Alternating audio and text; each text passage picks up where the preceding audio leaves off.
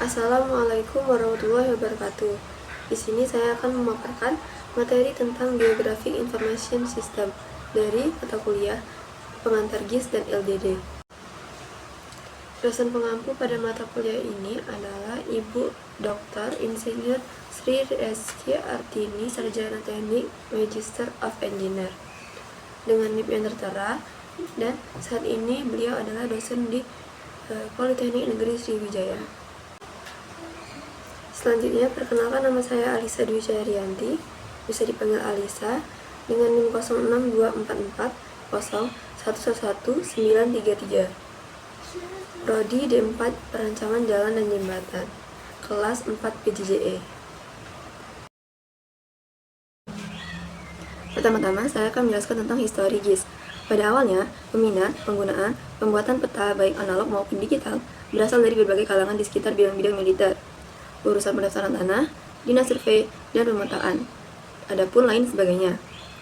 Nah, sejak dahulu peta analog atau hard copy digunakan sebagai media penyebar informasi spasial dan sarana berkomunikasi bagi beberapa orang yang berkumpul dengan jumlah yang sangat terbatas. Analisis terakhir dilakukan atas dasar visualisasi semata. Walaupun demikian, pada saat ini hampir semua peta dapat ditemukan dalam bentuk digital atau soft copy, sehingga perlu suatu sistem untuk pengolahan data spasial. Selanjutnya adalah modern mapping. Dalam pembentukan GIS ini ada 3, yaitu yang pertama teknologi digital, di mana semua itu sudah dalam komputerisasi, atau semuanya sudah layar sentuh, di mana pengolahan data-data itu sudah ada di dalam komputer. Selanjutnya ada positioning, yaitu adalah satelit posisi yang ada dalam GPS. Selanjutnya nomor 3 ada remote sensing, di mana itu adalah penginderaan jarak jauh. Jadi kita tidak perlu untuk datang langsung ke sana supaya dapat membuat GIS. Selanjutnya adalah teknologi perolehan data spasial. Yang pertama itu, tersedia beberapa sistem satelit penentuan posisi atau navigasi yang makin akurat dan bisa diakses oleh publik kapan saja dan di mana saja oleh pengguna atau usernya. Contohnya yaitu satelit GPS, GLONASS, Galileo, dan Kompas. Yang kedua, tersedia perangkat total session plus program post-processing-nya yang dapat menghasilkan data ukuran terestrial 3D berskala besar dengan relatif cepat dan format digital. Yang ketiga, tersedia perangkat digital Echo Sounder Single atau multi-beam plus program post-processing-nya, sehingga terintegrasi dengan perangkat receiver GPS dapat menghasilkan data ukuran perairan, dangkal 3D berskala besar dengan relatif cepat dan format digital. Selanjutnya, yang keempat, tersedia sensor-sensor termasuk radar atau kamera yang beresolusi tinggi yang dapat menghasilkan data spasial 3D yang akurat dalam format digital. Perangkat ini dapat dibawa oleh platform satelit, pesawat terbang, dan pesawat ulang alik SRTM. Yang kelima, tersedia beberapa institusi resmi yang menyediakan data spasial berupa citra satelit, foto udara, dan DEM secara cepat, mudah, dan murah dalam format digital. Contohnya adalah Google Earth, Google Maps, Google Ocean, dan lain-lain. 6. Tersedia teknologi pendukung perangkat keras dan lunak, telekomunikasi, dan jaringan internet yang makin canggih. Nah, selanjutnya itu, ini adalah gambar Echo Sounder, di mana kita bisa melihat mereka lagi melakukan scanning kedalaman laut, itu sehingga nanti bisa dibuat dalam peta. Nah, untuk gambar selanjutnya ini, perbedaan warna birunya itu bisa juga kita lihat di peta. Maka dari itu di peta itu ada 2 gambar warna biru, ada biru tua dan biru muda. Itu yaitu jika warna birunya tua, maka kedalamannya itu sangat dalam. Selanjutnya ada LIDAR, Light Detection and Rigging, di mana LIDAR adalah suatu pesawat terbang yang dipasang dengan 3 platform. Yang pertama ada GPS, berguna untuk memperoleh kedudukan titik-titik itu diambil berdasarkan jalur pesawat terbang. Yang kedua ada IMU atau Internal Measurement Unit, yang berguna untuk menstabilkan posisi titik-titik agar koordinat yang diperoleh dalam keadaan stabil. Yang ketiga ada Laser Scanner, untuk meng-scan bumi yang mau dibuatkan petanya. Nah, untuk GPS ini di bumi itu digunakan yaitu GPS Base Station yang ada di bumi sebagai titik acuannya.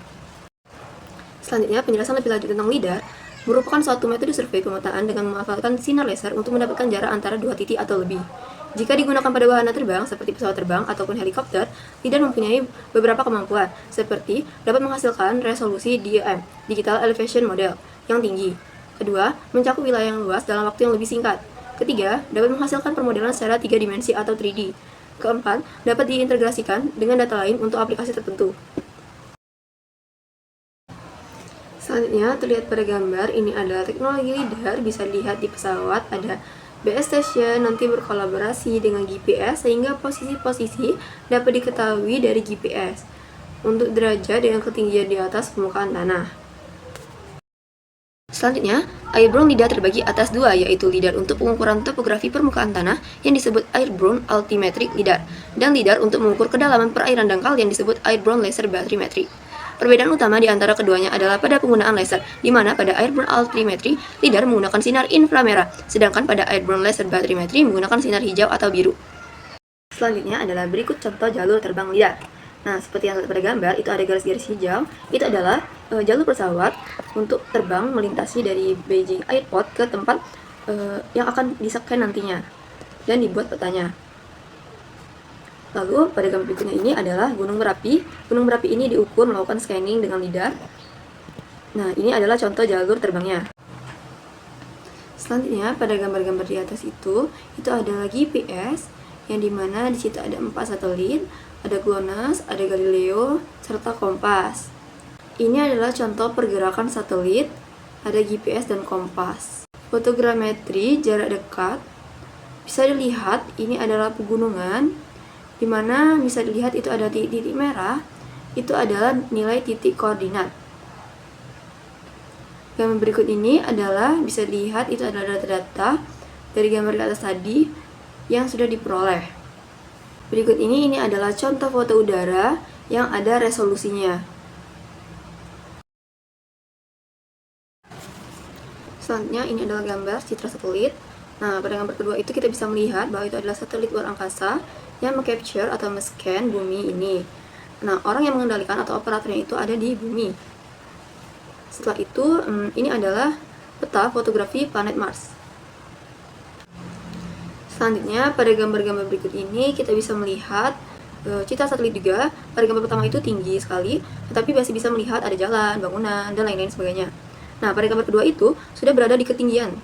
Bisa dilihat itu yang ada warna merah itu daerah tinggi atau curam, lalu ada warna orange itu di bawah curam. Nah, untuk kedua foto di bawahnya itu sudah ada di nilai elevasinya bisa dilihat. Nah, selanjutnya ini adalah esensi sistem, di mana itu ada data spasial, data posisi, koordinat ruang, atau spasial. Nah, selanjutnya itu ada data non-spasial, yaitu properties dari data spesial. Demikian presentasi yang telah saya sampaikan. Saya mohon maaf jika ada salah kata atau kurang penyampaiannya. Terima kasih kepada Ibu dosen dan rekan-rekan sekalian. Semoga materi yang telah saya sampaikan ini bisa bermanfaat bagi kita semua. Akhir kata, saya akhiri. Terima kasih banyak dan selamat siang.